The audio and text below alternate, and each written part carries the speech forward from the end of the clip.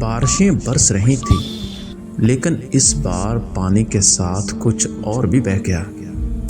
وہ مٹی جس میں تمہارے ماں باپ دفن تھے، وہ قبر جس کے پاس تم نے برسوں قدم نہیں رکھا، آج وہ پانی میں ڈوب چکی ہے۔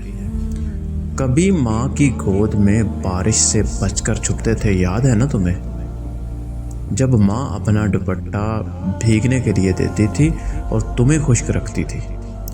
باپ کو یاد کرو، جب بارش میں خود بھیگتا تھا مگر تمہارے لیے چھتری لے کر، یا وہ جو گٹو ہوتا تھا اس کی چھتری بنا کر تمہیں دیتا تھا تاکہ میرا بچہ جو ہے وہ خشک رہے۔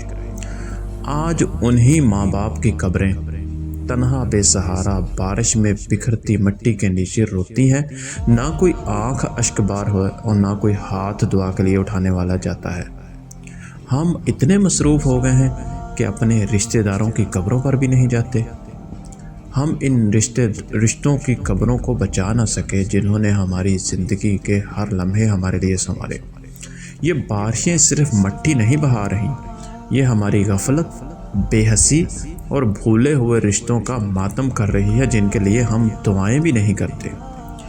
جب تک ماں باپ زندہ ہیں، وقت نکال لو، ان کے پاس بیٹھو، ان سے بات کرو، ان کو مصروف کرو، ان سے باتیں کرو تاکہ ان کی پریشانی ڈپریشن ختم ہو، کیونکہ ایک دن قبریں بولیں گی نہیں، صرف پانی میں بہتی ہوئی مٹی تمہاری بے حسی کا تمہیں آئینہ دکھائیں گی۔